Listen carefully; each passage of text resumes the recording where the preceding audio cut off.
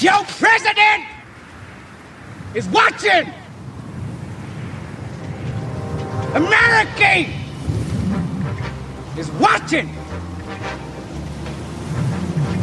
But more important, Godfather is watching. Make no mistake, there will be no fuck-ups. Marines around this world would give they left nuts to be where you are. Anybody not want to go? Marines, kill on 3. 1, 2, 3. Kill!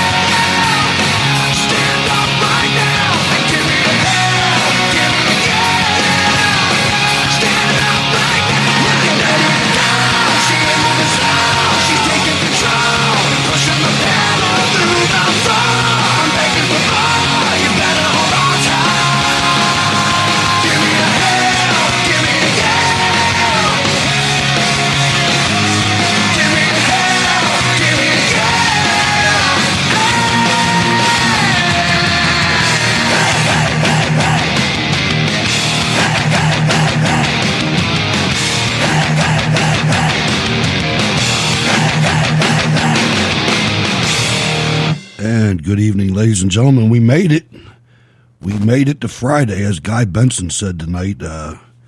It's been a hell of a long month this week. That's the kind of week it's been. It's been a long one. I'm ready for the weekend. Welcome to Cold War Radio live from Pittsburgh, Pennsylvania, studio number 1. I'm Hutch Bailey Jr., your host, deep down in my broadcast bunker. Please follow me on Spreaker, like the Facebook page, facebook.com/Cold War Radio 22. A lot more of you checking that out. The email to the program, scrtv@live.com. The Cold War Radio patron hotline, 412-206-6208. The show's voicemail for our lovely podcast listeners, 412-567-1460. You can catch the podcast anywhere podcasts are available. Recently added on Stitcher. I thought it was on there, and it was not, but it is now. So if you have the Stitcher app, you can listen that way. You can listen on the 405media.com in the morning. iHeartRadio on demand, the Cold War Radio app, free in your app store, and YouTube has captions. We're playing around with the hashtag a little bit, ladies and gentlemen. I want you to try the hashtag CWR. CWR. There's another organization that's kind of, I don't know what it is, but we're going to beat them. CWR. Try that. We're going to try to shorten it a little bit to get that a little bit more used. If it doesn't work, we'll go back to where we were with Cold War Radio, but we just want to make it easier. Please go to SteelCityResistance.com and become a Cold War Radio patron. That's the best thing you can do for the show. Catch the research room, the video page, which highlights the videos to most of the audio clips that we play here on the program. That's a pretty good feature. It comes in handy at times. If you'd like to write to the program, please write to Cold War Radio, P.O. Box 10433, 370 Castle Shannon Boulevard, Pittsburgh, Pennsylvania, 15234.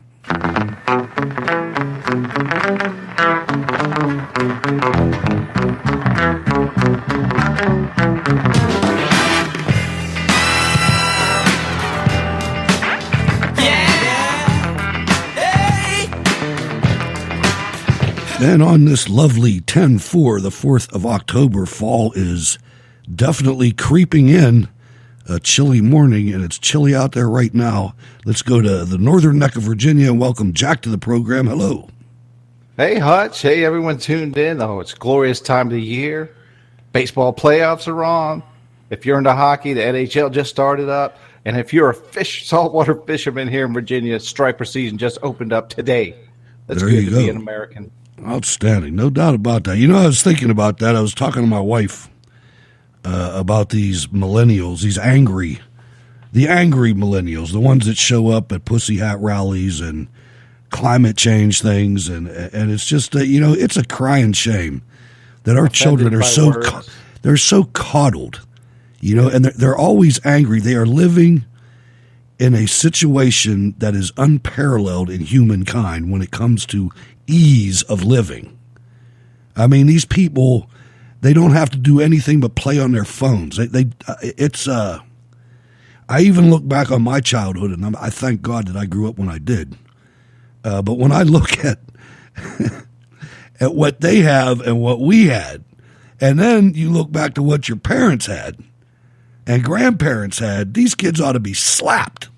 I know. It's completely like flip. When we were growing up, we had to deal with the bullies or whatever, and it's sticks and stones, but words and names will never hurt us. It's completely flipped around. These kids have pretty much all the advantages through the advancement of the technology and the greatness of the United States of America, the entrepreneurial spirit to have us so far advanced. Now the kids are triggered.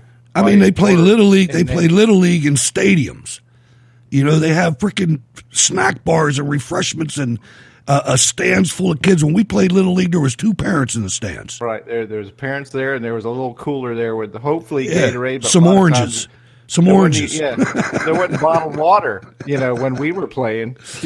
At that unbelievable. age. It's unbelievable, man. Just we drank water out of the hose at the ball field. That's what we did. Absolutely. That was just something that I was thinking about before the show. It's they're in for a rude awakening if we ever get in another war. I'm Pull the telling you. plug on them, watch them freak. You know?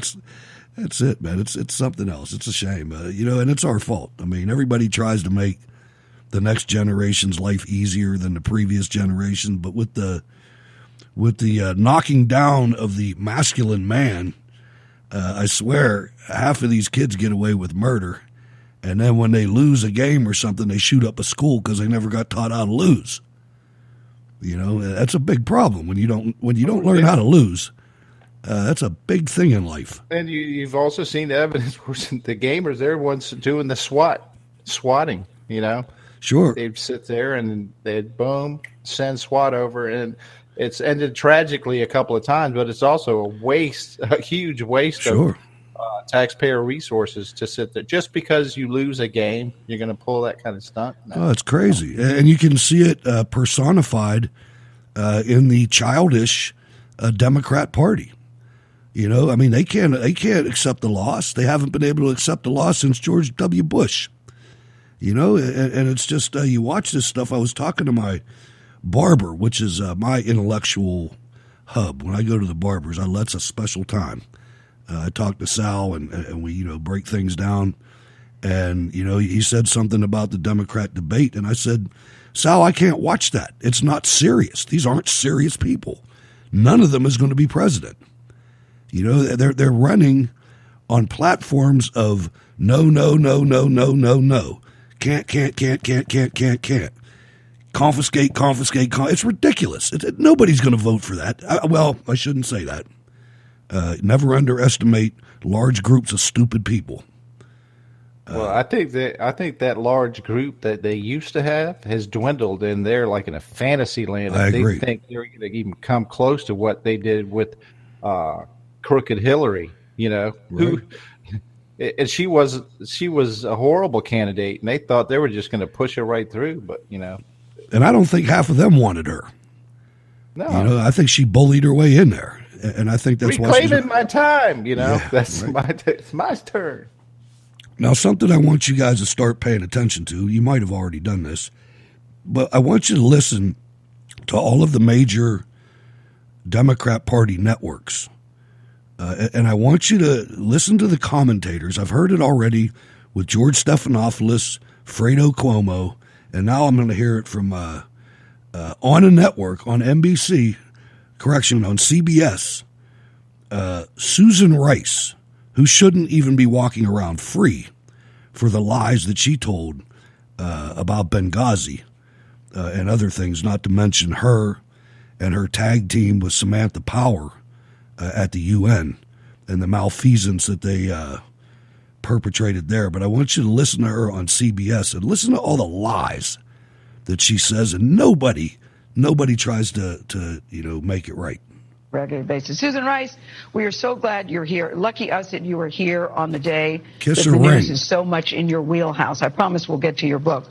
But first, we have to start with the news of the day. When you heard the president yesterday say that China should investigate the Bidens, what did you think?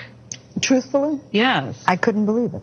I mean, every day we hear something new that causes you to say, did that really happen? This, for me, was qualitatively different. Because? Because the President of the United States was welcoming and inviting our principal foreign adversary to intervene in our election. Again, just as he did in 2016 with Russia. Okay. So now Susan King, disgraced former UN ambassador, says that Ukraine is our principal adversary. But here's the difficult problem with China. China is currently... No, denies that he intervened in the election. But he can't deny he asked Russia to intervene. Remember, if you have those emails, Yes, please. yes. Right. So it's the same thing. He gets on television before the world and asks China to give him dirt, which doesn't exist But he on says Biden. this. He tweeted he has the absolute right to ask other countries to investigate corruption. Why is that not correct? Well, first of all, there's no evidence of any corruption. Right there. Secondly, what he is saying to China is, look, we're in a hot trade war. You are doing things with respect to Huawei and security that give us great concern.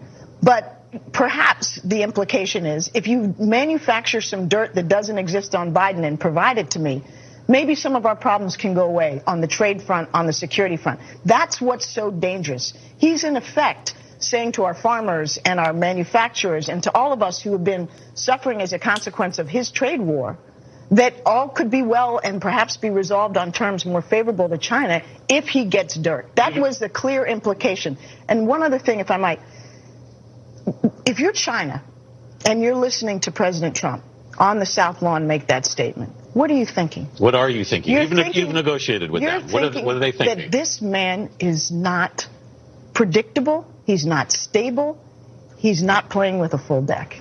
And if they were being smart, and never discount the Chinese ability to be smart, they'd think, well, maybe this is an opportunity to steal second base, whether that's in trade, whether that's in the South China Sea, whether that's in cyberspace. We are projecting insecurity, instability, and chaos to the rest of the world. I'm so glad she used that word projecting, because Jack, I want to ask you something. What did the Obama administration do in the last year of its presidency? Exactly what they're accusing the president of doing, and he didn't do it. Right. He's just trying to get to the end of it. I mean, here's Susan Rice, who on her last day of office made sure that she put in an email that basically kind of gave her a little skating room. And for her to sit there and say, Trump is allowing China to steal second base. Hello, leftist, you corrupt swamp. You already gave China third base. Trump is trying to save the United States of America's home plate. It's true. And you know, the thing about it is for CBS News to even have Susan Rice on says a lot. Yeah, and you would think, nowhere, right? I mean, she lied on every network, including CBS, about Benghazi, blaming it on a fake film. And you that know, was a whole wag the dog to take away any threat of President Obama losing his midterm election, because that was only a month and a half away, if you remember correctly. Yeah, and if you look, I mean, CBS News, with all their vast resources, should know more than you and I. And yet nobody stood there and challenged her about Obama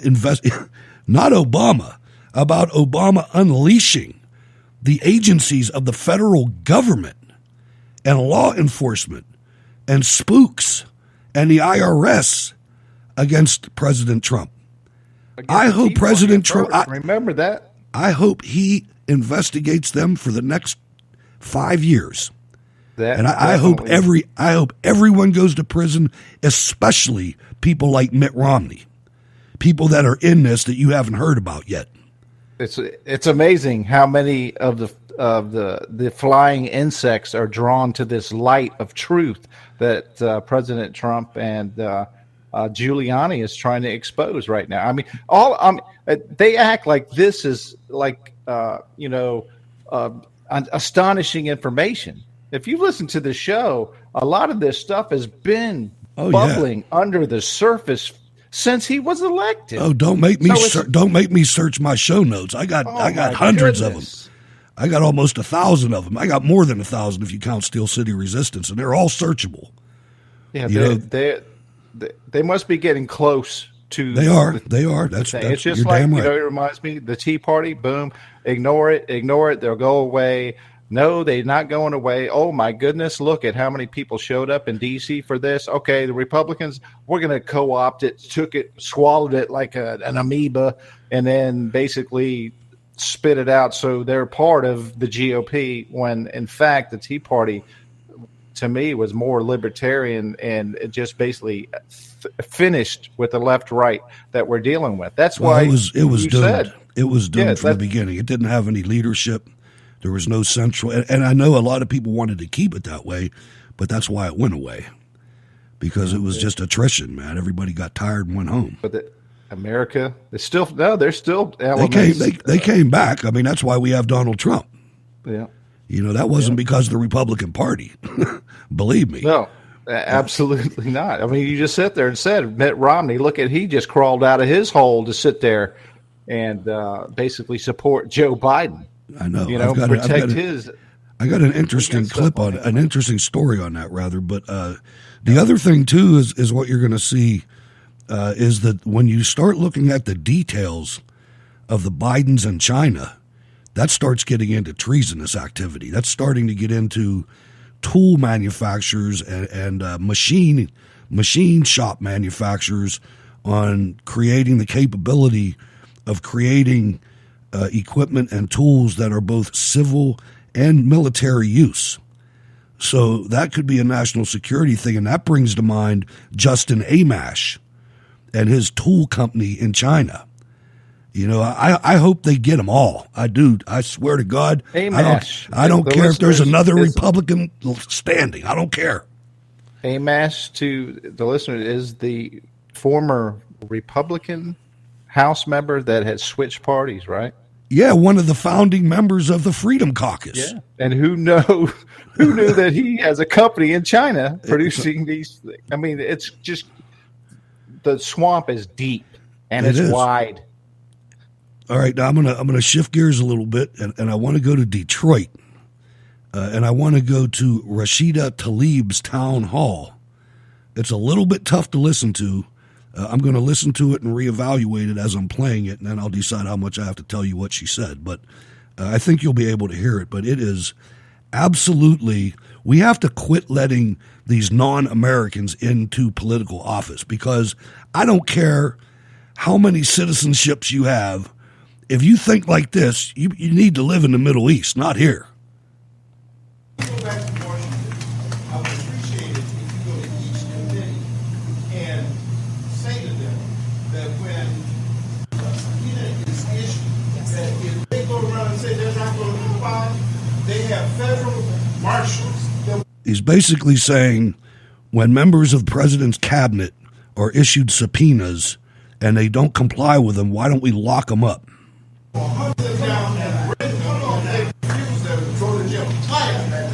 So let me tell you, this is the last caucus conversation we've had. Do you know this is really unprecedented? This is the first time we've ever had a situation like this. So they're trying to figure out, no joke, they're trying to figure out, well, is it the DC police that goes and gets them? No. Where do we hold them? Where do we hold them? This is the kind of, like, I'm not in those kinds of conversations, but I'm asking, like, you know, what happens? And they're like, well, Rashida, we're trying to figure it out ourselves because this is uncharted territory. I'm sorry, I know, but no, I'm telling you that they're trying to be like, well, where are we going to put them? Where are we going to hold? No, I mean, those are the kinds of things they're trying to tread carefully. I mean, this is, I'm like you all. I ask the same questions. Well, what happens when they don't comply? I mean, the fact of the matter is, we held Barr and Secretary Ross from Commerce, the Secretary of Commerce, in contempt. Well, what happens if they don't continue to not comply? And everybody's looking at each other. We're like, we haven't had this ever happen before. So I just want you to know, I will relay your message. I will tell them they can hold off those people right here in Detroit. We'll take care of them. And make sure they show up to the committee hearings. We won't hurt them. Just make sure they come and show up, right? I'll make sure that you're in charge. We're going down a bad road, man.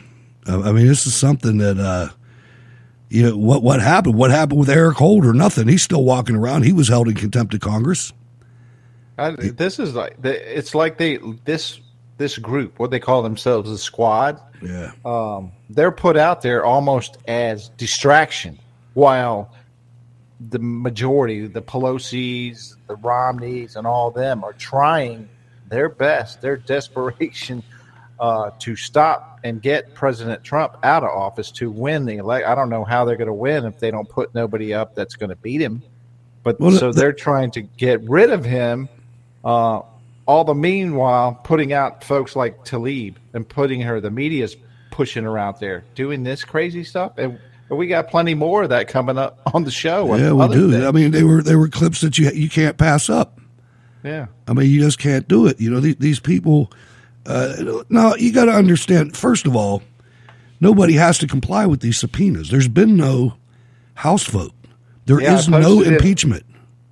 I posted in the chat room. Remember when the Hillary email investigation was going on during the election, and it was discovered, Platte River Networks was one of the last places that had the server, and it was discovered that this Stone Tier Paul Cometa, employee at Platte River, was like trying to figure out a way. How can I delete these files? How can I delete it?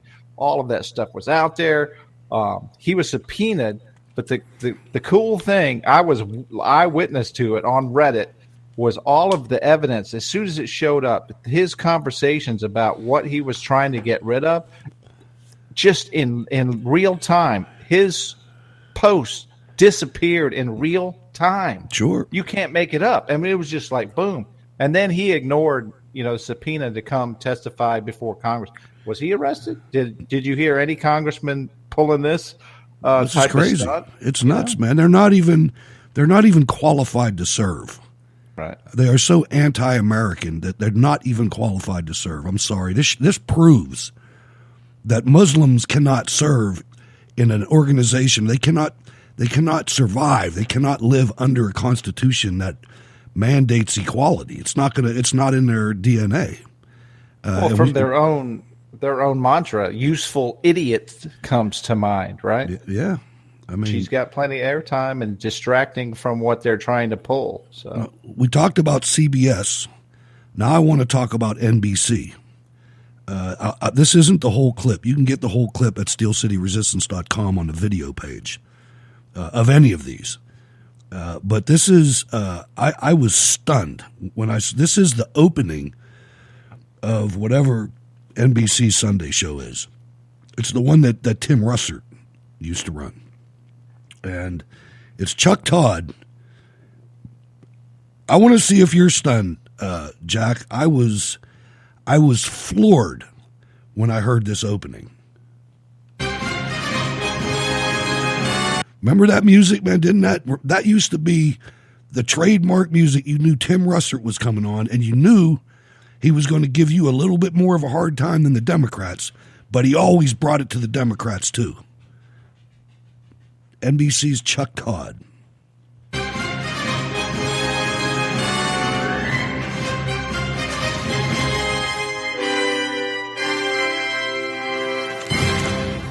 Welcome to Thursday. It's Meet the Press Daily. Good evening. I'm Chuck Todd here in Washington. I don't say this lightly, but let's be frank. A national nightmare is upon us. The basic rules of our democracy are under attack from the president. We begin tonight with a series of admissions by the president that all but assures his impeachment in the House of Representatives. It's a moment of truth for Republicans, and they've been largely silent on what we've seen from the president. Today, he publicly called on 2 foreign governments to interfere in the presidential election by investigating his chief 2020 political rival. What exactly did you hope Zelensky would do about the Bidens after your phone call? Exactly. Well, I would think that if they were honest about it, they'd start a major investigation into the Bidens. It's a very simple answer. They should investigate the Bidens, because how does a company that's newly formed, and all these companies, if you look at, and by the way, likewise, China should start an investigation into the Bidens, because what happened in China is just about as bad as what happened with Ukraine. So I would say that President Zelensky, if it were me, I would recommend that they start an investigation into the Bidens, because nobody has any doubt that they weren't crooked. That was a crooked deal, 100%. So what you just heard is a public admission of the allegations at the heart of the House's impeachment inquiry and at the heart of the whistleblower's complaint, that the President of the United States, Donald J. Trump, is using the power of his office to solicit foreign interference in the 2020 election, while doing it relying on a debunked conspiracy theory or two. Debunked. By the way, this is not hearsay. This is not a leak. This is not a whistleblower complaint. It's not a memorandum of a phone conversation. You heard the president himself do it on the White House lawn. This moment should arguably be a national emergency. The founding fathers would have considered it a national emergency if the president publicly lobbied multiple foreign governments to interfere in the next election. And yet there has been virtually no condemnation from the president's party at all on this remark, which is remarkable considering the precedent it would set and the lasting damage it would do to our democracy. It's tough to say lightly, but this is the moment that we're at. Well, the moment that we're at and the national emergency that we're in is people like you uncorroborated, just fake news that Biden did this. The first thing they just go right over it. Yeah, the first thing I thought was, is this Rachel Maddow in a Chuck Todd suit? Because I've heard this kind of delivery of complete and total BS the day after Trump won the election. Remember her? Oh, this is where we are. Oh, yeah. This is America. Tim Russert has to be turning over in his grave. I mean, this is taking a national iconic news broadcast and ruining it forever. Well, we've seen the deterioration of the mainstream media ever since Baghdad Bob showed up. When it was actually before that. It was Walter Cronkite after the Tet Offensive. That's when it really started. When he said that we did all we can do, and now we just have to get out with dignity. Yeah. It's like, dude, we just won that battle. So now it's like before our birth. Maybe a little bit past or earlier from our birth, but it's been a long time. I watched that live, brother. Yeah, I might have. I had family in Vietnam. Anyway, we'll get back to that. Let's go to King George, Virginia, and welcome Ken to the show. Hi, Ken. Hey, what's going on, Hutch and Jack? So, the people. How many people out there know that Chuck Todd maybe has about 12 people that watch his show? So, just like Rachel Maddow. These people are all former Democrat staffers that all of a sudden, these big companies, ABC, NBC, look at Stephanopoulos. Yeah, but you got to understand something, Ken, and that's that you got cable news ratings and you got network news ratings. And the network news ratings are still pretty big. And he's on NBC, and he's not the only one. And my main point was the way that all of them have been pretending that the Biden story is fake. That's to me, I mean, there's paperwork.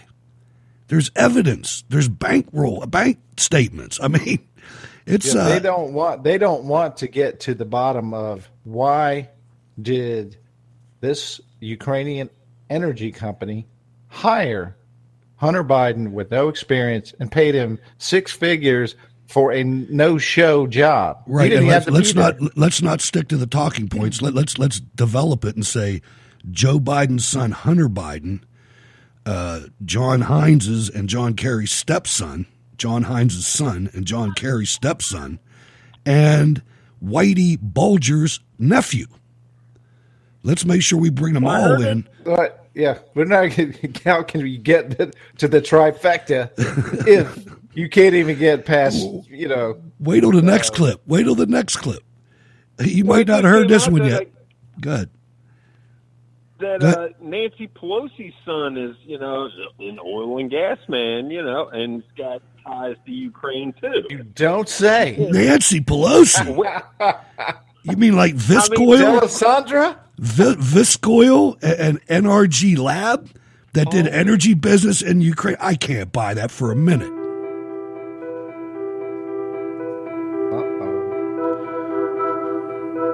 The best way to predict the future is to create it yourself. When President Obama became president of the United States, he elevated science to a higher place in our national priorities. That's Nancy Pelosi. It is science, science, science. Speaking at Viscoil. Breaking our crippling addiction to oil. They are developing desirable, efficient cars that get more than 100 miles per gallon. My son Paul, who is here with me, tells me that is par for the course and not to be overwhelmed by that prospect that will be considered the normal. We're having a very exciting day here in Washington, Paul Pelosi, ladies and gentlemen. A lot of focus on innovation and technology to help solve a lot of the world's energy crisis. Both oil spills, which we'll be participating in, cars and efficiency, which is represented today, and space and different adventures in using technology from space to make human conditions better here. My name is Paul Pelosi. Of course, I'm on the board of Viscoil Oil. Of course you are. And Viscoil's here today to talk about accelerating the future. It's about using cars in a more efficient manner. It's about utilizing natural resources, whether it be electricity or gas or fossil fuels, in a more efficient way, and Visco Oil is part of that solution.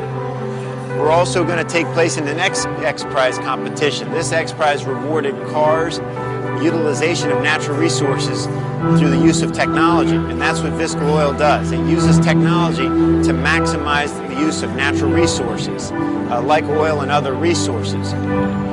We're excited about the X Prize. Today we awarded some cars that use oil efficiently and use alternative energy efficiently. The next X Prize has to do with oil spill cleanup and preservation of our planet. Visco Oil will be part of the next X Prize and should be very successful in cleaning up oil spills such as that happen in the Gulf to improve the quality of life for the people in the Gulf area and around the country and around the globe. And Visco Oil is the leader in technology, and that's what's rewarded here today. In their innovative agenda for the United States, Visco Oil is using these new technologies in an effective fashion. And look forward to the challenges and meeting those challenges going forward. I keep hearing snake oil. Do you know what? You know what people want to know? They want to know when someone's going to jail. I tell people that's the question. More often than not, when I'm walking through an airport or something, people walk up to me. When is somebody going to jail for the wrongdoing that took place in the Trump-Russia investigation or even the Clinton investigation? Paul Pelosi. Boy, didn't he sound like an energy genius? He didn't say one technical word the whole time. We're going to win the X Prize.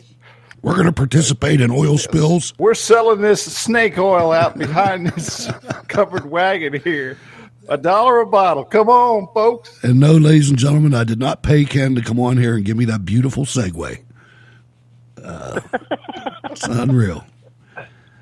They're in it. They're in it. And I'm not done yet. There's more in it. And he visited Ukraine in 2017, according to the article, right? Absolutely. Yeah, wait till Monday. Wait till Monday when I do a little bit more research into this Visco Oil. You know, this is their nightmare coming true, and this is why I said ales. This is what I said. Go from 100 miles a gallon. I said this for a long time, for many years, that this is going to. They shouldn't have ever attacked the president the way they did. They should have picked something that was so far away from the things that they do, but they didn't, man. They projected. Thank goodness for Saul Alinsky. That the projection is the absolute dumbest thing I've ever seen. I've never seen a group of dumber criminals than the Democrats. I mean, they are not good at what they do. It is. You know what I mean, Ken? I mean, they're not. It's not working. Well, this is why they don't want the United States to be energy independent, because their kids are depending on this export from Ukraine and all these other oil companies. But then on the other hand, they're we're demonizing oil companies. And, fossil fuels and this and that. Shut up. You people are retarded. I know. All right? It's something. So what's on tap for this weekend, Ken? Oh, I have no idea. There you go. That's the best kind. We're getting hay on Sunday, so. The big 800-pound bales? Nah, they're the small square bales. Okay. We got kids. So they can handle it. There you go. All right, Ken. Thanks for calling, brother. All right. Unless you got something else. You got something else? Got something else?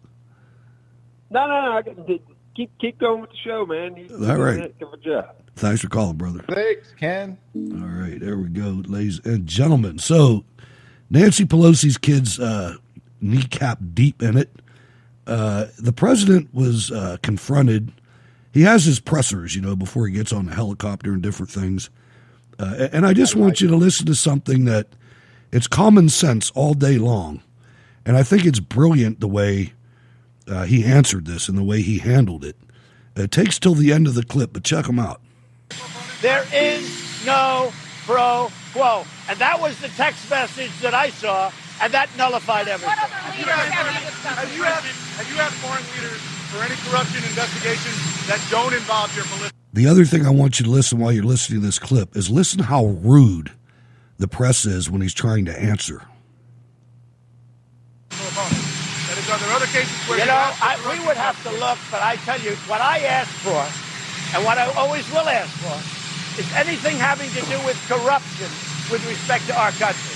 If a foreign country can help us with respect to corruption and corruption probes, and that, I don't care if it's Biden or anybody else, but if they can help us, if Biden is corrupt, if his son is corrupt, when his son takes out billions of dollars, billions, and he has no experience, he just got fired from the Navy, when they do that, that's no good. So the only, just to finish your question, anything having to do with corruption, I actually feel I have an obligation to do that. Is someone advising you that it is okay to solicit the help of other governments to investigate a potential political opponent? No, I don't say anything's okay. I'll tell you what's okay. Here's what's okay. If we feel there's corruption, like I feel there was in the 2016 campaign, there was tremendous corruption against me. If we feel there's corruption, we have a right to go to a foreign country. And just so you know, I was investigated. Okay, me, in my campaign, I ran, I won. You won't say that, will you? I was investigated, and they think it could have been by UK. They think it could have been by Australia. They think it could have been by Italy. So when you get down to it, I was investigated by the Obama administration. I was investigated. So when these people talk, but as far as I'm concerned, what I want to look at and what we want to investigate, anything having to do with corruption. Do you hear that arrogant child in the background? She wouldn't shut her damn mouth. Yeah. Are they reporters or are they, protesters? Antagonists. Yeah, it's horrible, man. Yeah, the president of the United States is giving you a chance, and you sit there and talk over his answer. I think responding one point about the text message, which I saw, the ones, and isn't it convenient that only certain ones have leaked from the testimony from yesterday, from Volker's 9.5 hours of interrogation. Only certain things out, and the media just all over it. And when I looked at a couple of those texts, it looked like this guy's, the receiver of the text is like, wait a minute, this looks like a trap. Yeah, it did. Somebody setting a trap, and he basically said, I don't know what the hell you're talking about. The president explicitly said there's no quid pro quo, and I would thank you very much if you would stop using text on this conversation. That was outstanding. Like, yes. And folks are like taking it from the other side because that's what they want to use, that spot. Schiff probably already knew that text had been sent. Absolutely. He knew it all. I mean, this isn't over yet. This is going to get good. I just hope I hope people get held accountable, and I lose faith on that sometimes. And even Rush Limbaugh says nobody's going to jail. After you watch this for so many decades, nobody ever goes to jail that's a Democrat. Not anybody that's important. Battle. It is. Yeah. When President Trump was first put into office, a lot of us that voted for him when he was talking drain the swamp, and we wanted heads immediately. Yep. And it's like you knew that it's too many people involved for it to happen. Ask Jeffrey Epstein. Just ask Epstein. That's all you got to do. Let's go to Sean in California. Hello, Sean. Hey, Hutch, how you guys doing? What's up? Hey, Sean. Well, I got some good news, and I understand how you could lose faith on that a little bit here and there, Hutch, on holding people accountable. But this is where it gets good. Judicial Watch just came out and said, according to one of their articles that I just read, I posted it in the chat room, they shot down the unconstitutional bill, SB 27, I believe it's called, to where all presidential candidates have to show their tax returns. Yeah, that's good. Oh, yeah, it was. I felt just another attempt to meddle in the election. You know, it's projection all day long. That's all they're doing, is trying to keep him from his destiny, which is going to be getting reelected. Yep. You know, the thing that a lot of people don't understand, impeachment is a political tool for Congress to use when there's too much time to wait until the next election. That's why the last two impeachments were done at the beginning of the second term of Richard Nixon and William Clinton, because they didn't want to wait 4 more years to the next election. Our election is in 13 months. You know, it's right around the corner. This is a hoax. It's a farce. And I would not honor any subpoena. I wouldn't honor anything. As a matter of fact, the president sent a letter. The administration supposedly has sent a letter to Congress, or they're going to next week, that says we're not complying with anything until you have a House vote. If they're going to do it, let's let them bury themselves. I'm willing to take that gamble. Same here, Hutch. Same here. Now I got to give the bad news of what's going on in Cali. Governor Newsom passed some bills that would require foster kids, if they got raped in some way or form, to have abortions. I'm like, that's just satanic. I mean, who thinks of something like that? I posted the links in the chat room. It's like California Family Council, and I'm like, Jesus, this guy's just really I mean, who sits up at night and thinks about something like that? I don't know. I mean, it's like you're trying to get kids out of the system into foster homes, and all you can think about is them getting raped. Is that the kind of animalistic environment that's in California? Apparently so. I don't think so. I don't think so. I think that's in the government, maybe. I mean, you look at the state government in California and put all their mugshots on a collage, and it doesn't even look like they're American. Yep. It looks like Bangladesh or something. Yeah. I mean, you call me what you want, but go look at a picture of it.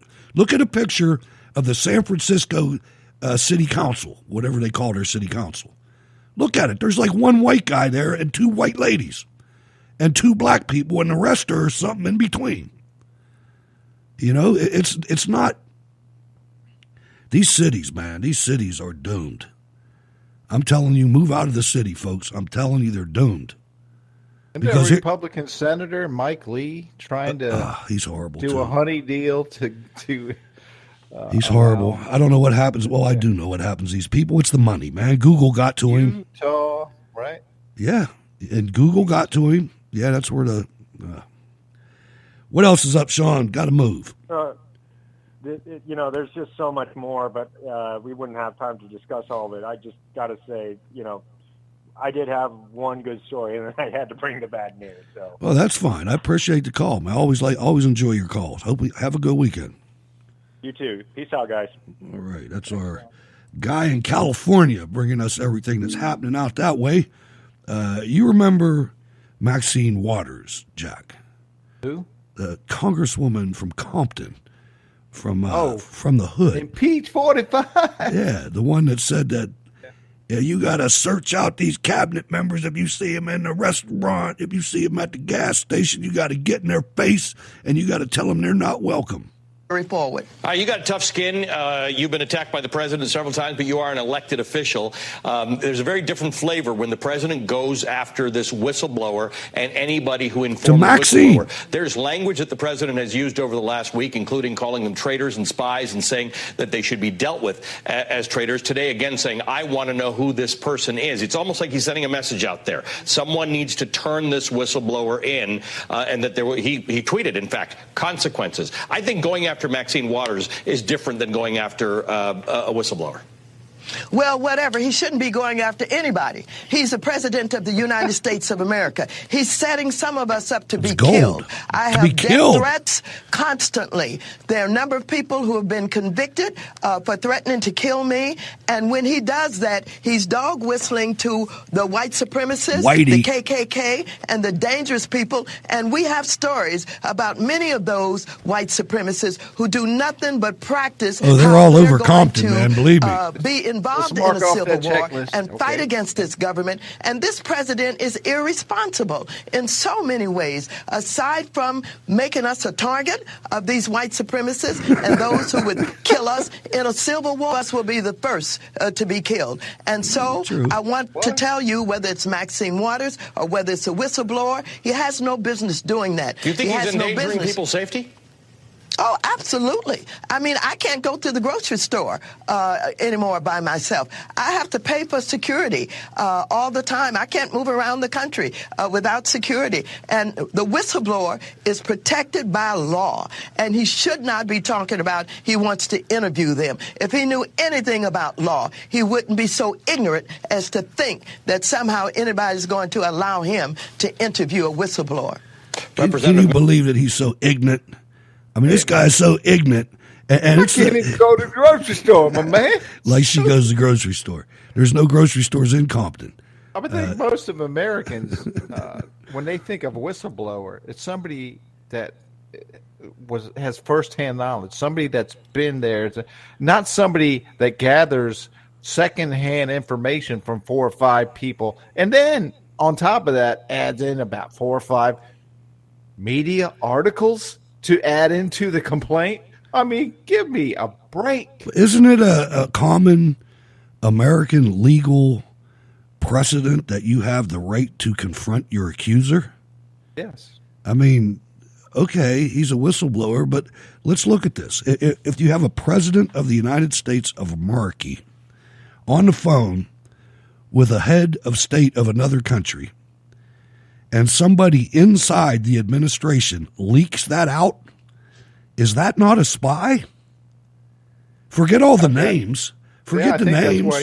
I think that's why the president used that term. And I think when he wants to confront the person, I don't think he's talking about the one that compiled the report that the IG from the intelligence community has brought us to this point. He wants to know the people that talked to this guy that aggregated this information and filed the complaint. Right. That guy's in the clear, right?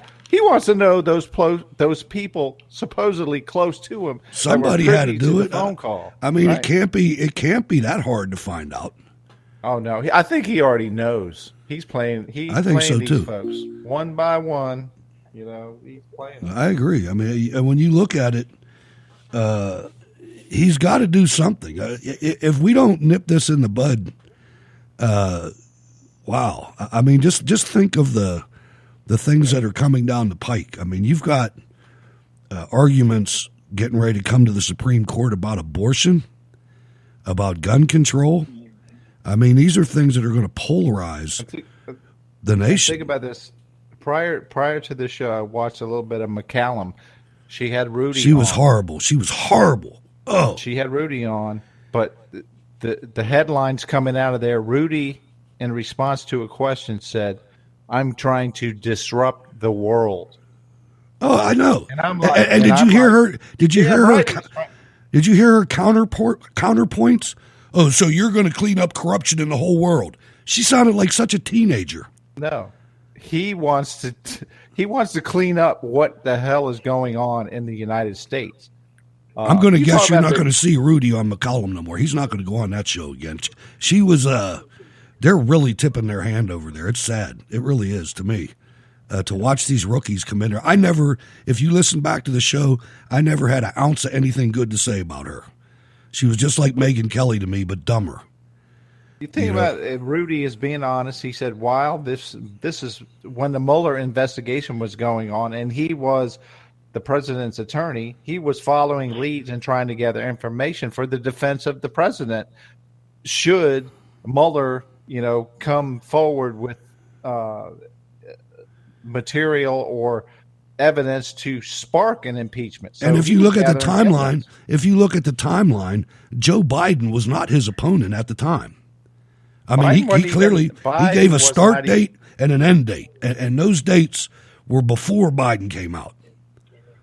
You know, so it's right. So. Exactly. Let's go to Marlene. Hello, Marlene, in Eugene, Oregon. Hello, Hutch. Hello, Jack. Hi, Marlene.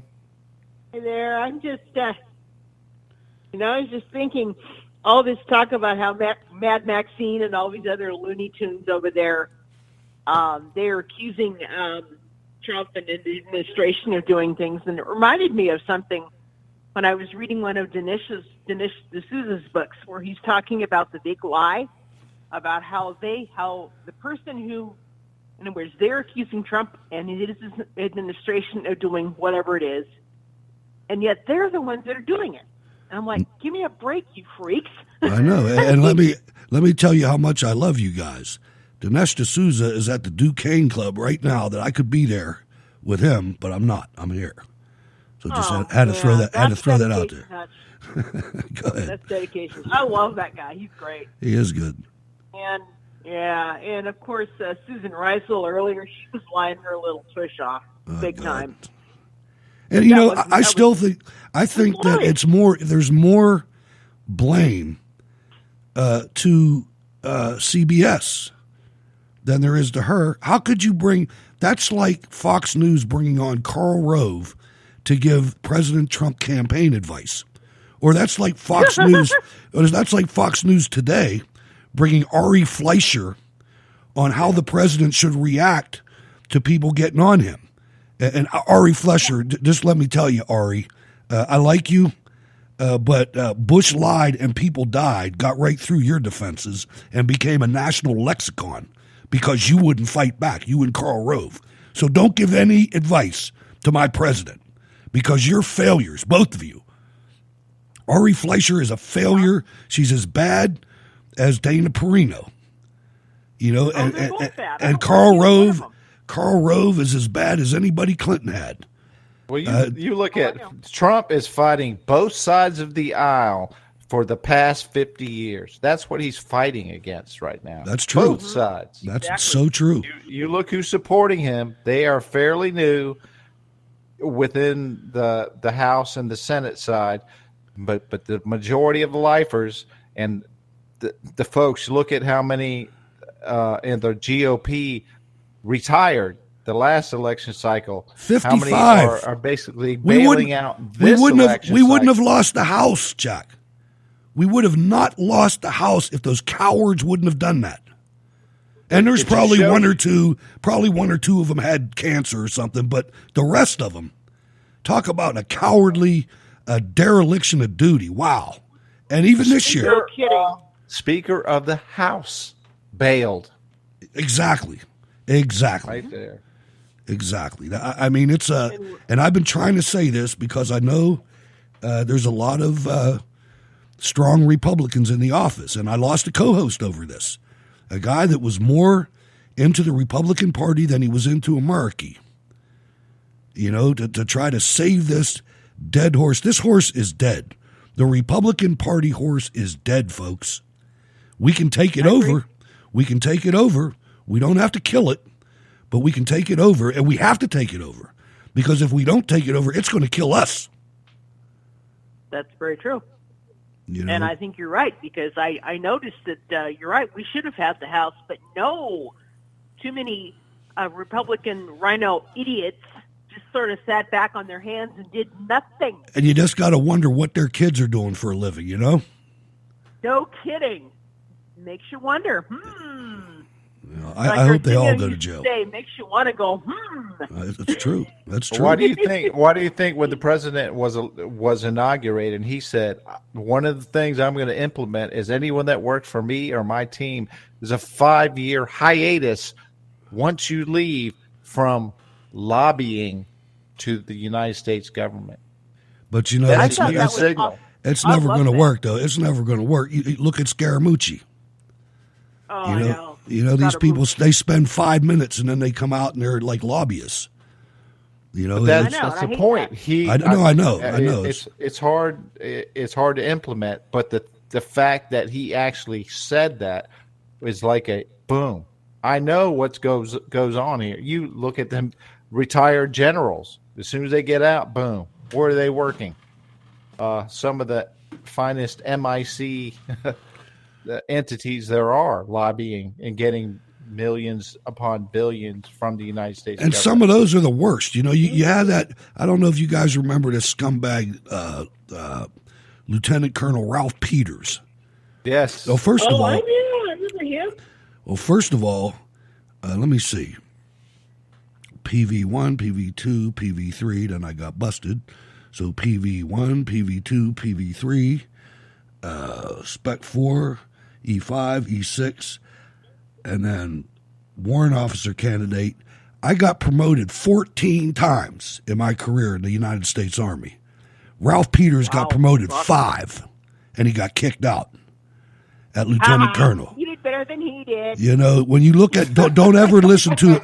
If you have a lieutenant colonel that is a spokesman, and I know there's some out there that I like, but just understand that lieutenant colonel is the grade where the military weeds out duds.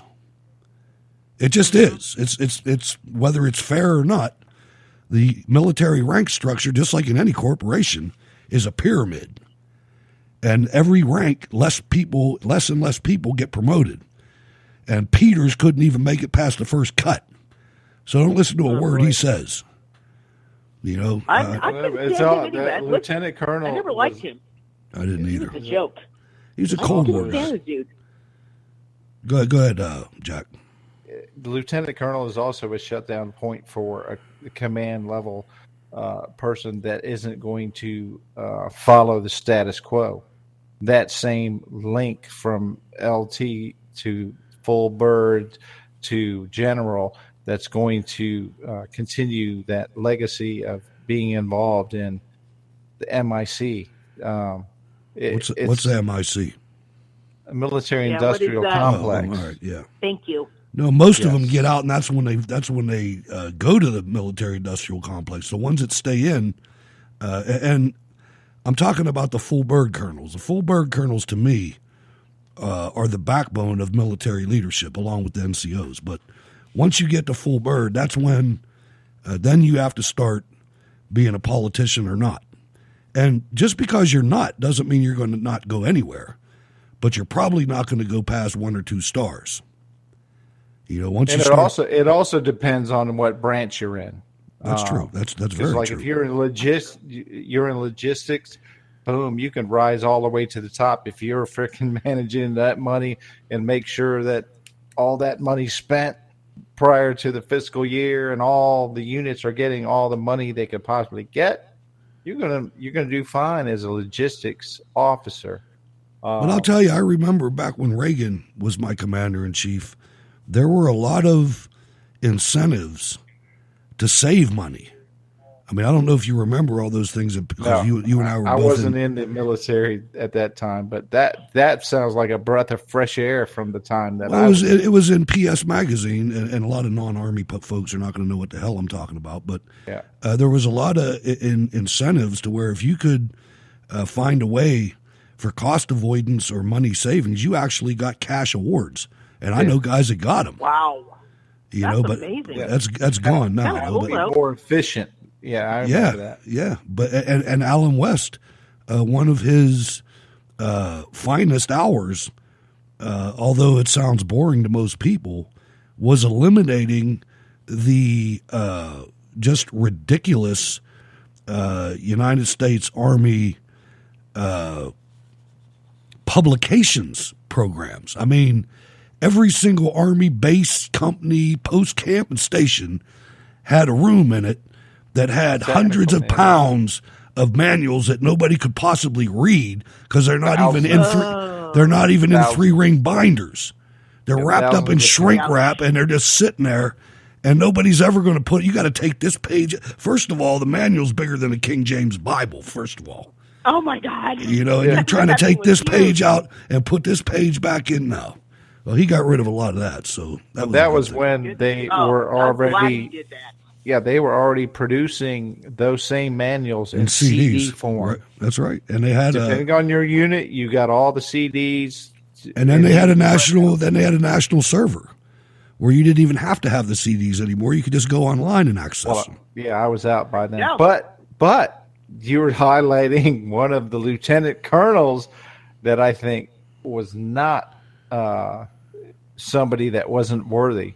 He was somebody that wasn't following the system. That was something. That was something they had to do, though. I mean, that's one of those things, man. I mean, you can't, whether right, wrong, or indifferent, he shouldn't have told on himself. But anyway, he did, and it was highlighted, and people ridiculed him. I was not one of them. I know the base that he was on. I was on that base, and it was a very serious situation. I mean, there's a wall around the base. It was at Taji, and the highway's right out in front of the base. Man, people could drive by and shoot all day long, and he just wasn't having it. So anything else from Oregon or anywhere else, Marlene? Oh, gosh. I won't go into a bunch of detail, but I did see the piece about the Supreme Court, how they're going to hear the abortion, quote-unquote, murder cases, and we'll see how that goes. Well, it's going to be a rude awakening, but it's going to be interesting. Yeah. As Alan Keyes said in the presidential primary debate with George W. Bush before his first term, he said that any society, and this was about the crime, gun crime in Chicago and other places, and he basically said, he went against all the rest of the Republicans. It was pretty good. He said that in a country that doesn't value life, we're never going to get anywhere until we address that, until we address the fact that life is valuable and sacred, and you can't just murder all these millions of babies legally in the open. Nobody gives a damn. We're never going to get to the bottom of the violence problem, because that's showing that your culture doesn't give a damn about life, and it's true. Yeah, that guy was very well spoken. He was the first guy to call Obama a communist, and he was right. I love that. All right, Marlene, you have a great weekend. You too. Bye-bye. Marlene from Eugene, Oregon. Okay, so we're going to go to Queens now. Queens in New York City. And they've got some new culinary ideas there. They have some new food choices that they're thinking about in Queens. And it's not, I guess it could be Italian.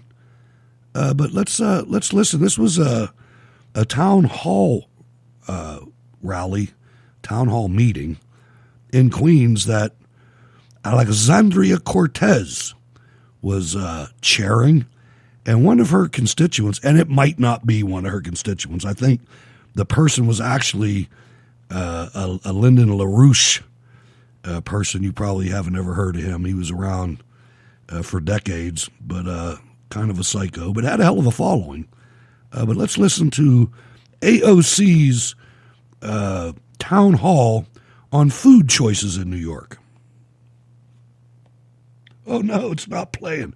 Okay, hold on. I got to try to get this one. You can't tell me I don't have that one. That's going to piss me off. I don't have that one. I'm going to give you the mic, and I'm going to go get it again if I don't have it. Because this one... I mean, it's just... Where are we at here? We opened the show, and I'm talking about I don't fishing and the playoffs and doing things. Go ahead, carry it for about 5 minutes. I'll be right back. Yeah. In the meantime, here we are in the midst of this media maelstrom, right? They've got their next bone they're going to chew on, and it is this phone call that the president released a transcript, boom, immediately, which basically, it's if you've taken that initial phone call and the information that came out from the interview from Volker, 9.5 hours this former envoy to Ukraine dealt with. Now, you had a little bit of reports coming out from Meadows and Jim Jordan in the breaks, and they're basically saying, hey, Volker's, he's straightforward. He's telling, what's going on. We don't see nothing wrong with it. But what they felt was wrong was how, I guess, Schiff was handling this situation, And when you look at and see all of these folks that are popping out of nowhere, even to the point, you had Susan Rice come out. You have Mitt Romney come out of nowhere to sit there and stand side by side with Joe Biden. Look to what's being discussed here. What are the allegations against Joe Biden, former vice president? What happened, while he was vice president and he was the lead for the United States in two countries, China and Ukraine. And this is me adding this in, the overturning of the duly elected Ukrainian government, because the EU wanted Ukraine to, be part of them. They were hoping that Ukraine would be part of NATO, which means you would have next door neighbor to Russia to put pressure on that nation, who just so happens to be led by Vladimir Putin. But despite that, all the bad news about him and his former, KGB ties, here you have, in the midst of a globalization movement between all of the entire Europe, you have Russia with Vladimir Putin's like, no, nationalism. We're going to be Russia. We're not going to be part of this. And then all of a sudden you had the UK vote Brexit prior to our 2016 election. By the way, Brexit still hasn't happened because the globalists are still trying to steal that vote from those people who think that their vote counts. You're talking 5 years going on, and that their vote hasn't changed a thing. They change prime ministers and all that deal, but in the meantime, it's still they're part of the EU. They shouldn't be. President Trump said, hey, as soon as you're out of the EU, we'll make bilateral trade agreements with you. It's no surprise if you pay attention. All of this media push, all of this Democrat screaming temper tantrum is all directed at folks that aren't paying attention. Folks that only thing they do is look at headlines, look at their MSNBC quote of the day, and that's their news. I feel sorry for them, but they're just like you and I. Got to work for a living. You got to raise a family, or you got to take care of business. And you, the listeners here to this show, actually give a crap about your country, that you will dedicate a little bit more time than a headline. You would dedicate at least 2 hours for our show to sit there and figure out what the hell is going on here. All right, Jack, I appreciate the backup. I don't know if this is going to work. It's a little weird, but I appreciate the help with filling in for me. Soliloquy there. Oh, sorry, man. Did I mess you up? I just threw in a big word, soliloquy. I know. Can you spell it? Hey. Ladies and gentlemen, let's listen to Queen, see if this works. Assess for yourself. We only have a few months left. I love that you support the Green Deal, but it's not getting rid of fossil fuel. It's not going to solve the problem fast enough. A Swedish professor saying, we can eat dead people, but that's not fast enough. So I think your next campaign slogan has to be this: we got to start eating babies. We don't have enough time. There's too much CO2. All of you're a pollutant. Too much CO2. We have to start now, please. You are so great. I'm so happy that you're really supporting the Green Deal, but it's not enough. Even if we would bomb Russia, we still have too many people, too much pollution. So we have to get rid of the babies. That's a big problem. Just stopping having babies is not enough. We need to eat the babies. So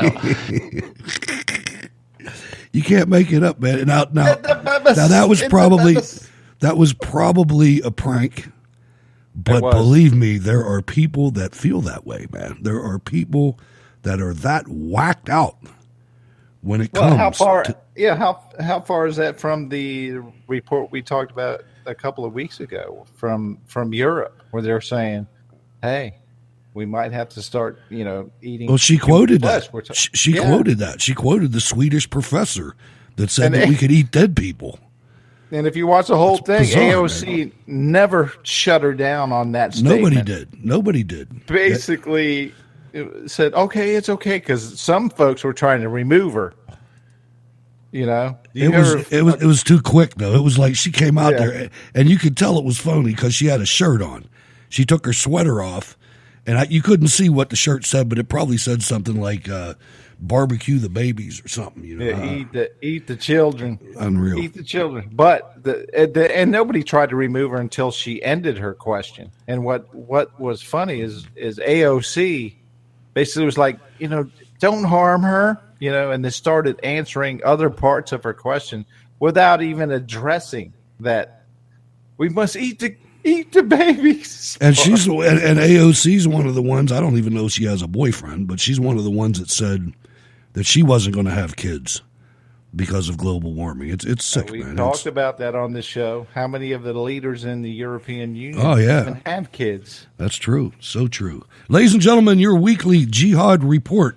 32 jihad attacks, 133 killed, 69 injured, 1 suicide blast, all in 13 countries. The religion of peace atrocity of the week. Nigerian police have freed more than 300 men and boys from an Islamic school in the northern city of Kaduna, where some of the students had been held in chains. 7 of the school's staff members were arrested. Other recent misunderstandings of Islam. On the 2nd, in Afghanistan, a half dozen women and girls are liquidated by the Taliban.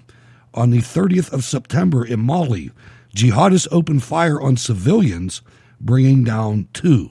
The 28th in Burkina Faso, 7 are left dead following a jihadist attack on a residential area.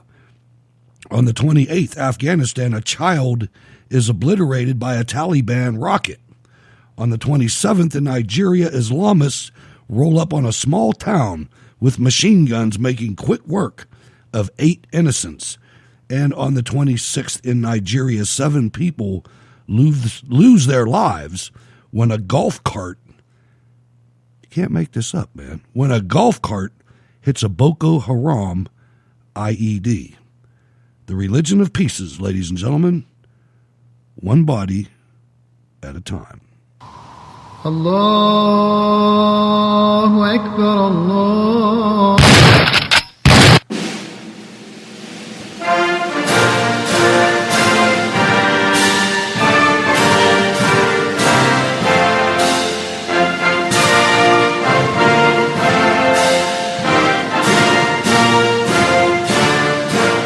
(412-206-6208). If you'd like to be on the program, we always enjoy that when you call up. We'd love to have some new callers. I want to talk to some different folks. Not that I mind talking to our great people that call in on a regular basis. We love that, no question.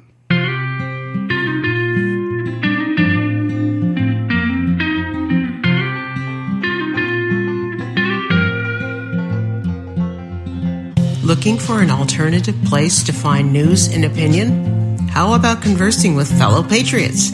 Join us Monday, Wednesday, Friday at 8 p.m. Eastern, 5 p.m. Pacific for Cold War Radio. You will find it at www.spreaker.com or in the Spreaker app. Search for Cold War Radio and you will find it. Since I've been listening, I have met some terrific patriots and learned quite a lot about current events that the mainstream media will never tell you. Please come and join us. Be inspired. you will feel right at home in our Spreaker chat room.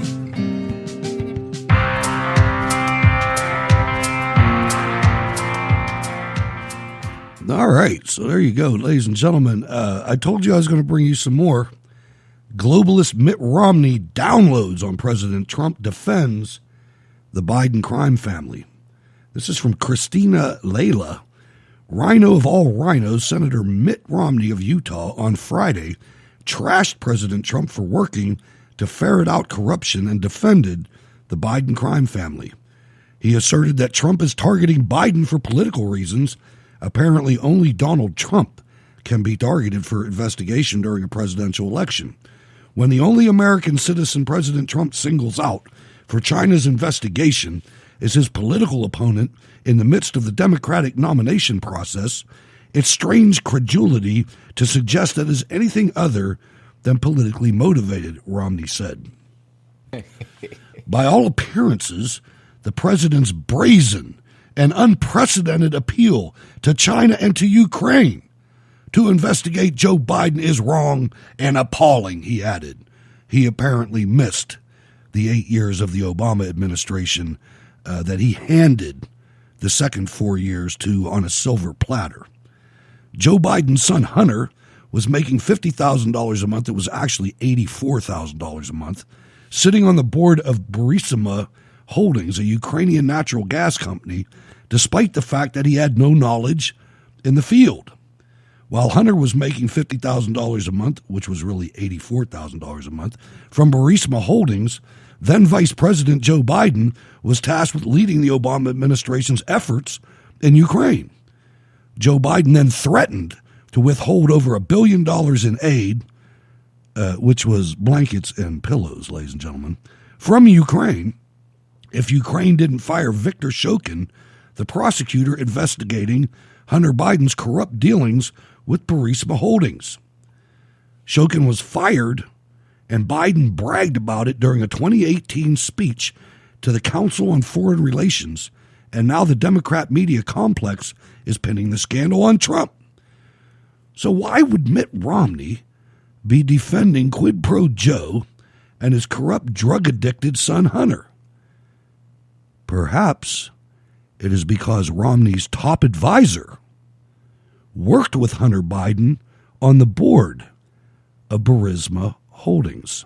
Oh, my goodness. Via the Federalist, as Democrats and the media remain fanatically obsessed with assembling some form of a quid pro quo from the infamous Trump-Zelensky phone call, new details have emerged regarding Burisma, the company for which Hunter Biden worked, and John Hines' son and John Kerry's stepson worked, and Whitey Bulger's nephew worked, and the company that Ukraine's top prosecutor had been investigating before Vice President Joe Biden had the prosecutor fired via a months-long pressure campaign.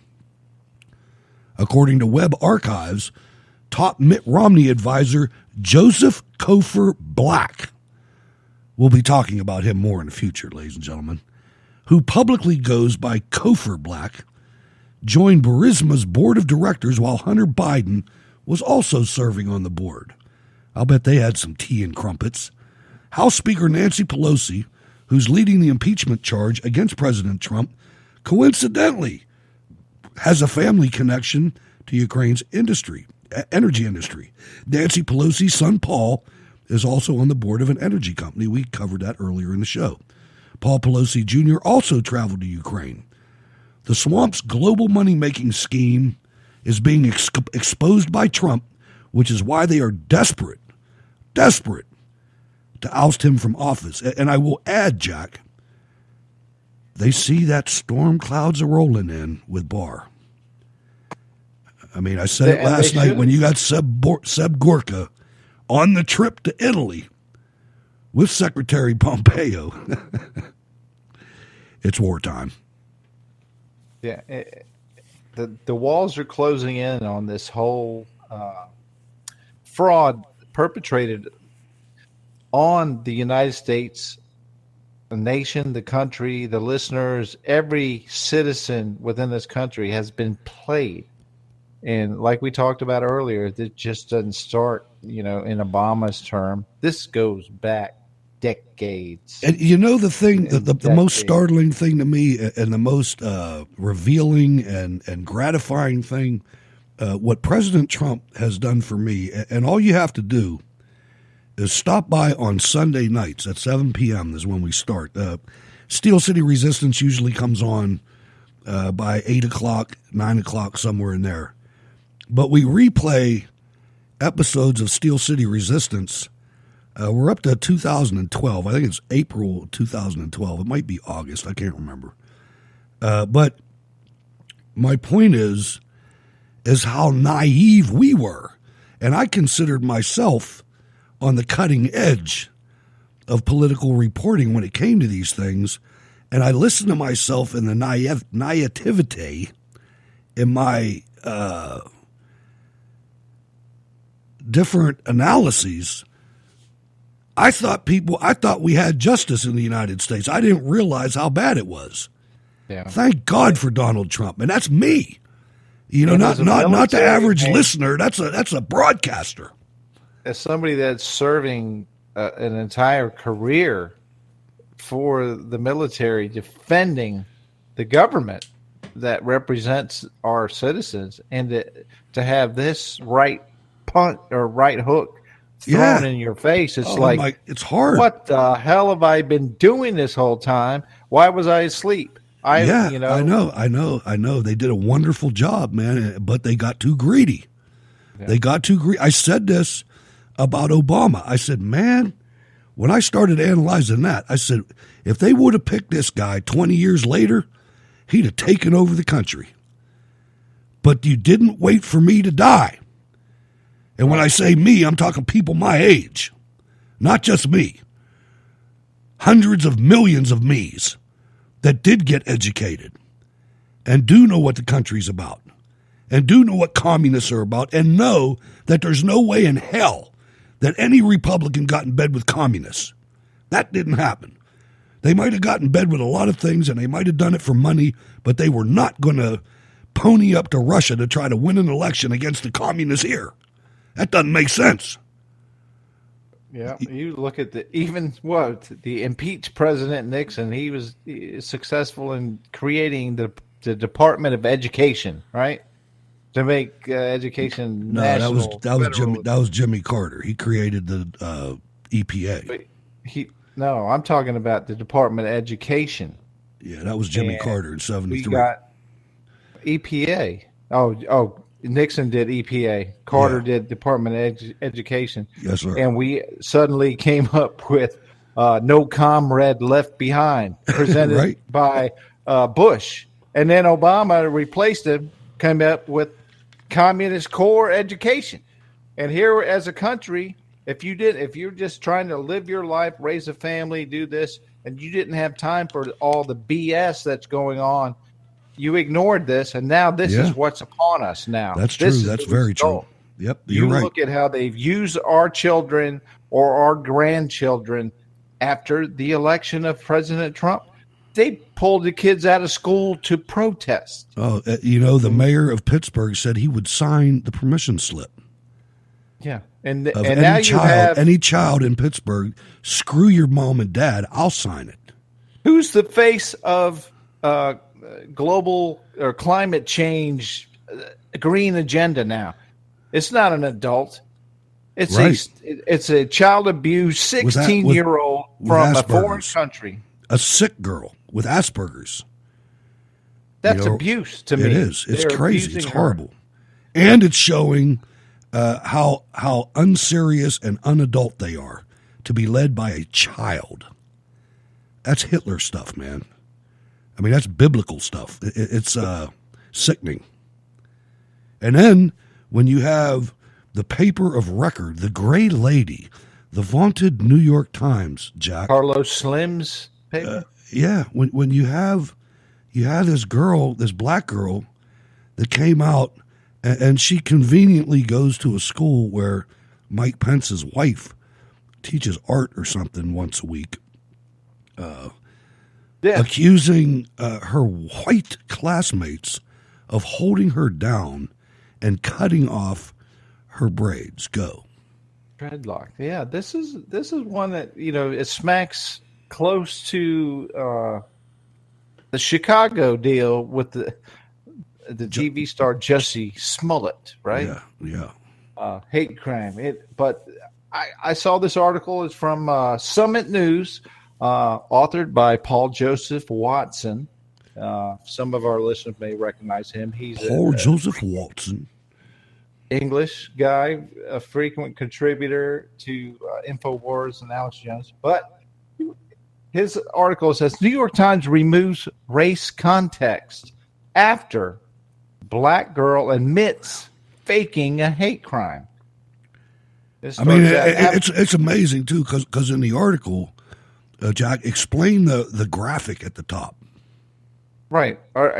At the opening, at the top, it shows both articles. The New York Times, when they're presenting the article, the headline was, Black Virginia girl says white classmates cut her dreadlocks on playground. That's the headline. Now, after it finally surfaced that it was all made up, it was a hoax, her grandparents basically apologized to the accused. New York Times. Hold on. What's wrong with that sentence? Grandparents apologize. What about parents? Well, we'll just leave that alone. Okay. Time is limited. Had to throw that in there. Yeah, I know. I'm in charge of the clock now. Go ahead. Okay. Yeah, but I knew you'd catch that, and I'm sure most of our listeners would catch that. Once all of that came out that it was a hoax and boom, and the grandparents basically said, hey, we're sorry, apologize to the accused. The New York Times, 3 days later, after the hoax was basically, boom, nothing, the headline for the follow-up article says, Virginia girl recants story of boys cutting off her dreadlocks. Oh, my God. Do you notice the difference? Yeah. All right, let me say once again. Here's the headline 3 days before. Black Virginia girl says white classmates cut her dreadlocks on playground. The 3 days later, Virginia girl recants story of boys cutting off her dreadlocks. Thank you. Yeah. That's that New York get to read the article, but that's basically the substance of what Paul Joseph Watson presents. And this is a big deal. I mean, this is going on all over the country. What the hell is going on in the Commonwealth of Virginia? Yeah, we got a governor in blackface. We got a lieutenant governor who accused of sexual assault, and we have an state attorney general who just decided after that happened, he said, hey, I did blackface myself, and all three of them are still in office. Come on. I gotta say, from being in the Army Reserve since 1985 and spending many, many years, summers, if you will, at Fort Pickett, Virginia, which is in the very southernmost part of the state of Virginia. It was a little bit behind the times down there now. I mean, I'm just saying, man. It was a little bit, man. I could tell you some stories. I'm not gonna, but Mayor Peduto come to mind. I don't know about Peduto, but I know that we were growing some tobacco down there. It was interesting, but I love the place though. I got to say that I still do. But yeah, the New York Times, this whole racial thing. You know, the thing that bothers me more than the actual accusations and the ridiculous demonization of people of no color, you know, that's me. I don't have any color, so I guess it's getting old and it's not going to work. But the thing that makes me madder than that is white people that go along with it. That's like, how can you do that? How can you demonize yourself? Are you doing something wrong? You know, don't bring me into it. How many times do you cry wolf? and then all of a sudden, one of these times, that's the casualty. There's probably going to be somebody that is actually a victim. Oh, there's racist white dudes. There's no doubt about that. Yeah, there is no doubt at all.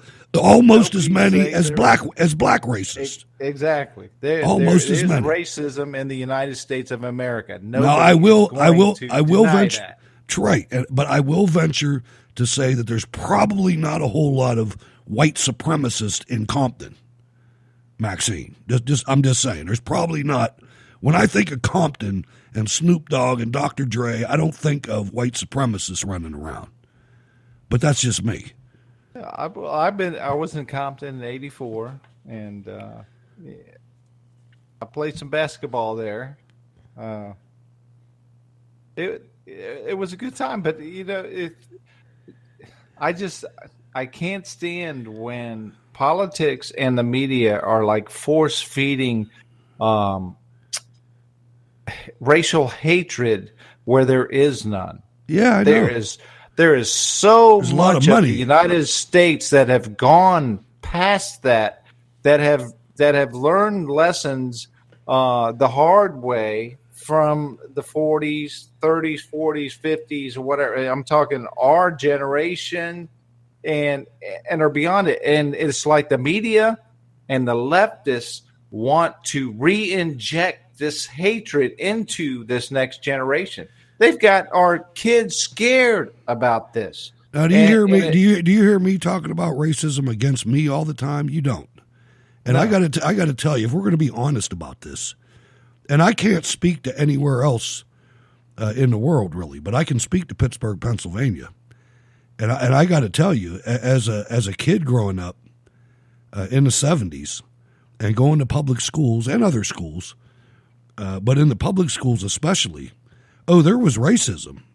It wasn't coming from the teachers or anything like that, but in the student body, there was racism against white kids all the time.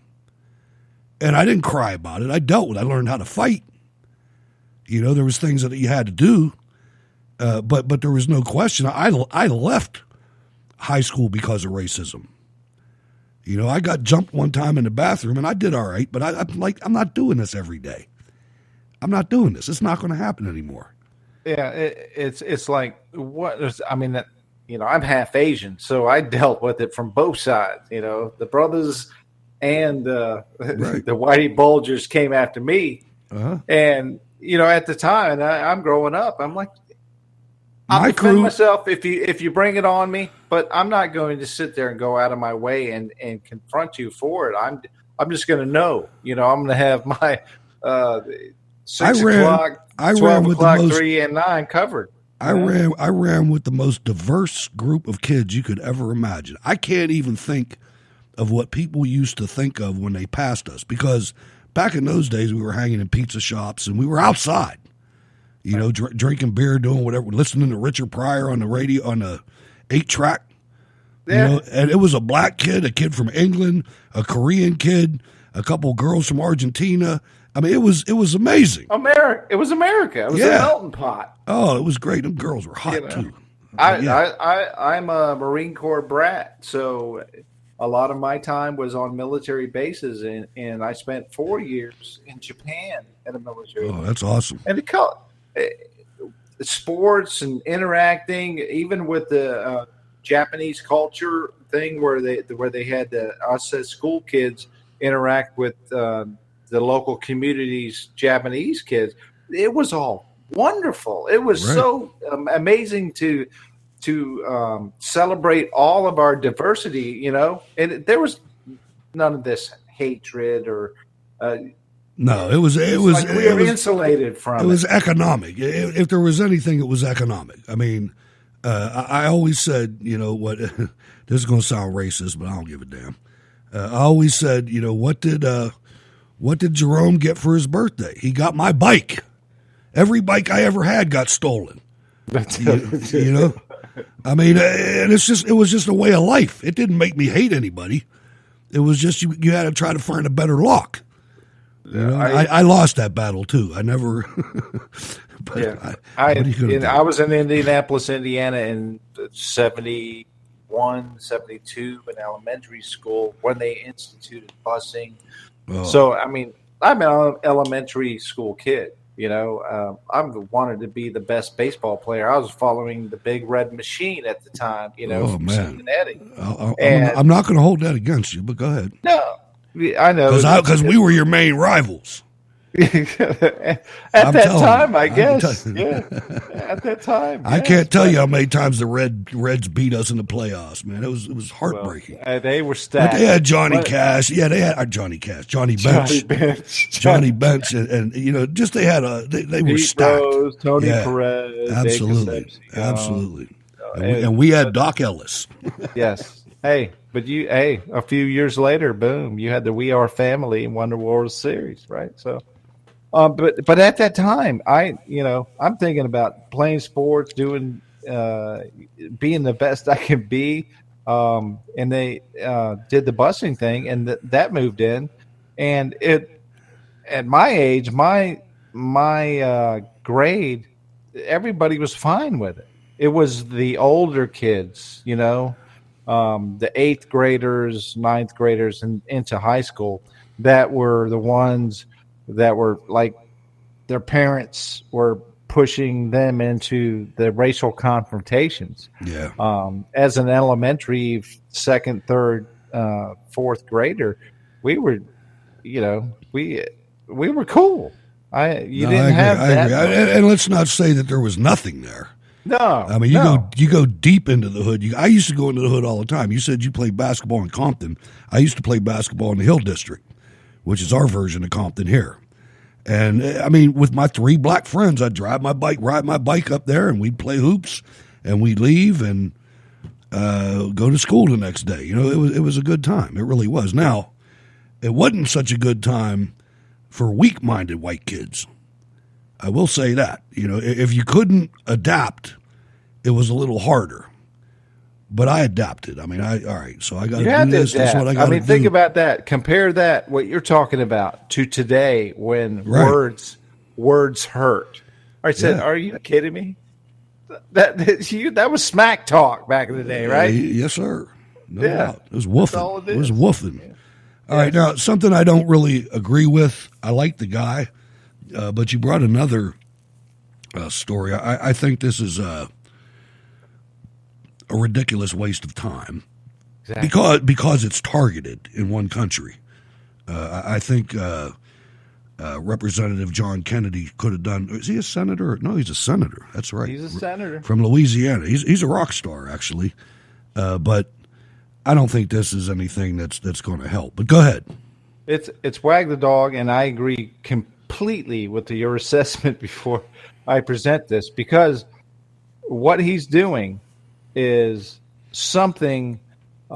Let's go with this. Senator John Kennedy, the Republican from Louisiana, is set to introduce a bill that would prevent the immediate family of United States officials from, quote, profiting, unquote, in Ukraine. In a press release sent out Tuesday, Kennedy announced that he would be bringing the legislation to the Senate, claiming that the Ukrainian government, quote, is historically corrupt, end quote, and that it serves as, quote, one way, end quote, that Russia, quote, exerts influence, end quote, in the nation. He went on to say that senior members of the United States government should not be a part of or be seen to be a part of Russia's influence in the region, and that his bill will remove any appearance of impropriety or potential conflict of interest regarding the family members of senior government officials. And it won't. It won't. No. And the problem that I have with this is, the problem I got with this, Jack, is that the president of Ukraine was elected because he's like Donald Trump. He was elected to kill the corruption.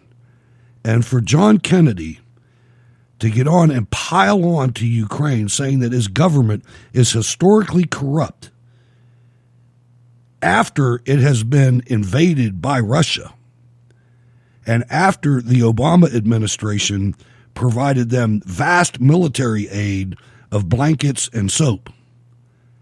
And President Trump has provided lethal aid. I don't think it's the right time to denigrate the Ukrainian government right now. I think they're in the same stage that we are in a way. If it was if it was a serious proposal, which it's not going to be, because the members of Congress, both the House and the Senate, what do you think their gravy train is? How you can go in, serve a couple of terms in the Congress or the Senate, Bernie and come Sanders out as multi-millionaires. Bernie Sanders, 3 houses in New England, multi-million-dollar houses. Look at Pelosi. I mean, you look at hundreds of millions of dollars in Pelosi. The leader of the Senate for the Republicans, right? Mitch McConnell. A total Chinese transportation mogul. All of this corruption being exposed by President Trump is the gravy train that draws all of these leeches to D.C. to serve themselves and not you, the voter, or the people in their district. They could give a rat's ass. They're the most corrupt people. And if you look at what this whistleblower thing, there's 3 branches of government: legislative, judicial, and executive. There's no such animal as the intelligence community being a part of the government. Why are they so active in trying to destroy our current president's reign? Because they feel that you have to understand the link between the intelligence agencies. Intelligence community, really? That's like the black community. Where is it? But the intelligence agencies in this country are joined at the hip by their bosses at the State Department. And there's a State Department organization called the Seventh Floor that is basically a shadow government that feels that they're in charge of the country. And it's evident that they are. Unelected royalty, right? Exactly. They want us to be, and this gets you scared. I did you watch JFK, the movie, Oliver Stone's movie, which was lambasted by almost every politician in the world? Think about it, man. They don't want the truth to come out. There's a reason why Songbird and Kerry. And McCain. And the Vietnam. And McCain too. That's Songbird. Oh, that's right. My fault. Go ahead. That's Songbird and Kerry had the Vietnam files sealed, according to them, permanently. And that's back to the Korean War, where you had people, Jack, marching in formation, and said that there was 10 squads behind them, and they were the last people over the bridge. Testimony. That we left all these people there, and we did, and we left them in Vietnam too. The numbers at the peace accords that Henry Kissinger ran of POWs was hundreds less than what we knew to be over there. I mean, if that's not treason, and the way, research it for yourself, ladies and gentlemen, President Trump was 100% right. McCain was no war hero. No. He was a traitor. And I mean that. And I wanted, back in my naive days, I wanted him to be president. God, did we dodge a bullet there. All right, let's move on to this week's winners and losers. Jack, I'll let you go first. Your winner. Or loser, whichever way you want to go. See here. My winner is, I think I put Trump's economy, but that's basically America. The folks that voted for President Trump. We had numbers come out this week that just blow my mind. I mean, it created 136,000 jobs in September, but the key number is something that I haven't seen in my entire lifetime. The unemployment rate fell to 3.5%. Now think about that. If you that's a hell of a number. That's a hell of a number. That is, and think about this. This is all the while, the entire time President Trump has been in office and is trying to push forward, make America great again, ideals, the promises that he was elected upon. The whole time he's doing all of this basically on his own. The only thing can you imagine if the press and the Republican, forget the Democrats, but just if the press and the Republican Party was honest and loved America, how far we would be past where we are. What if Paul Ryan would have put forth the repeal of the ACA and implemented the replacement instead of his, effort. He's a scumbag. He's horrible. Yes, he's anybody. I swear, anybody I ever voted for before Donald Trump has turned out to be an asshole. He's Fox News board member. Of right? course he is. Yes, did we learn that last week? We did. So that kind of explains some of the shift there. And you're losers. I didn't even lose my punchlines. Like all you Democrats, all you globalists, all you elitists, all you post Romney, Pelosi, all of you, you all have shift-stained hands. Okay, I got that out of the way. My loser. How long did it take you to think that up? I mean, that sounds speaking of shift, he's my loser this week because he did lose. Of the lie he told on air. I mean, a couple of weeks before all of this came forward, he was trying to hint at it. He was like coming out there like, oh, there's the president's hiding something, blah, blah, blah. There's somebody coming up, whistleblower. We haven't talked to him. We never even know about him, but I'm going to tell you about him. In a couple of weeks, we're going to know about him. Come to find out that, the whistleblower went to the Senate Intelligence or the House Intelligence Committee, talked to staffers of Schiff. The Republican side didn't get any of this information.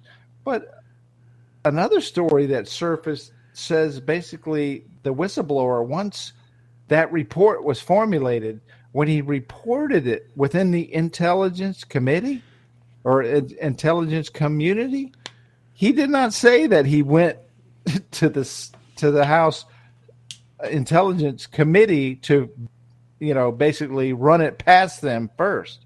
So now you get, full of Schiff is full of shit. And did you see that Nancy Pelosi, after he did his parody that he called it after he got caught, horrible. Nancy Pelosi came out and said that was the president's words. And now the president and his personal attorney, Rudy Giuliani, have said that they may sue Nancy Pelosi personally for that statement. And I'll tell you, Jack, I got to tell you, that's the only way that we're going to win.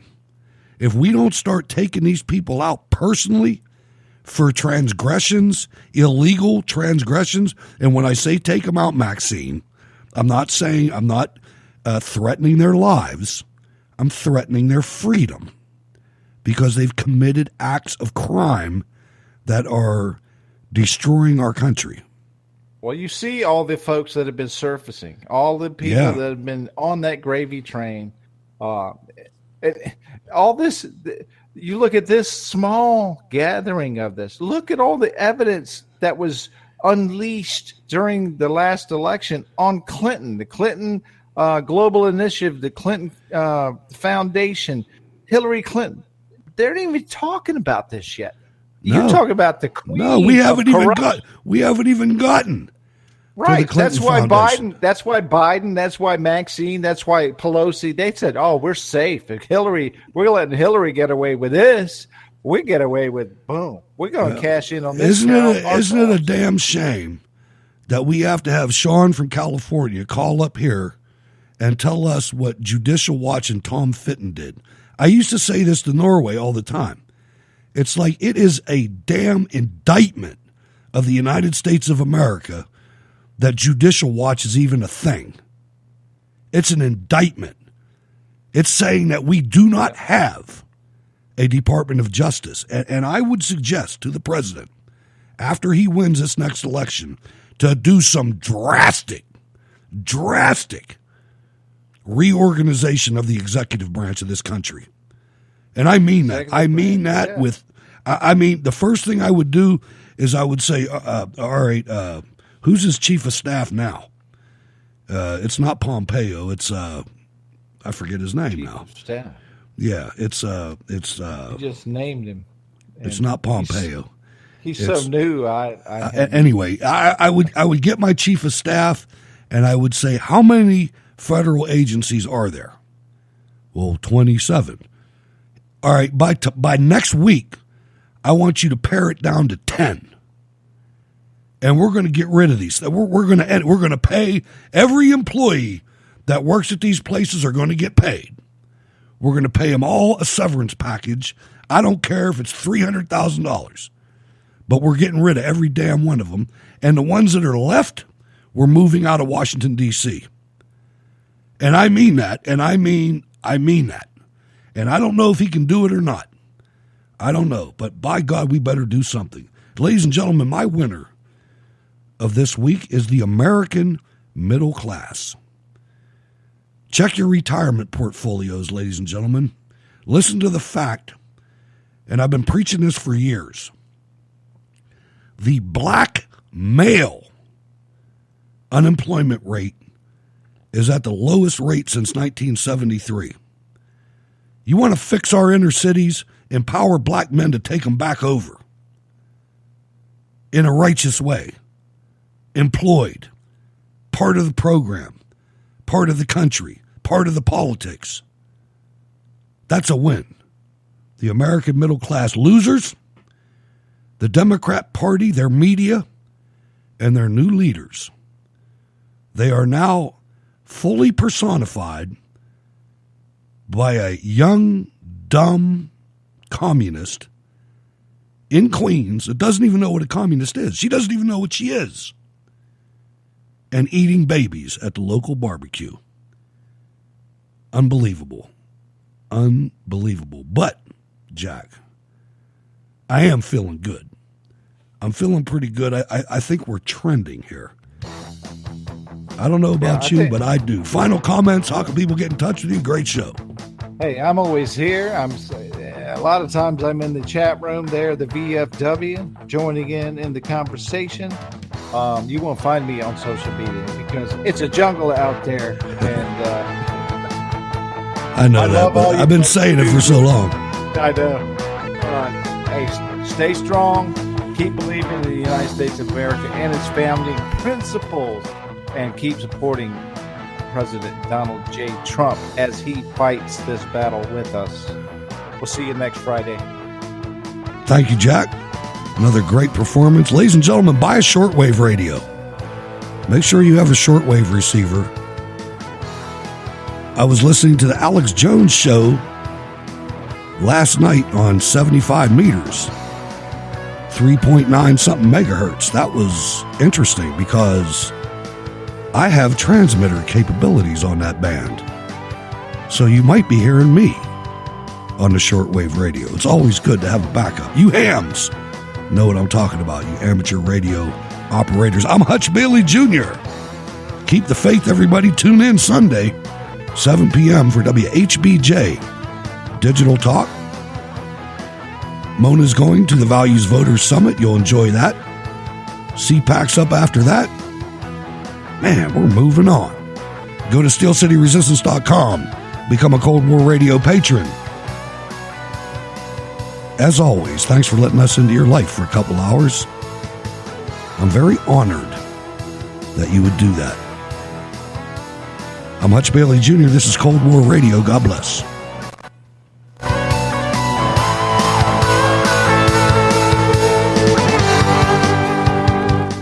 Go to rsbn.bandcamp, rsbnmusic.bandcamp.com. Support Jacob Seals. We're out.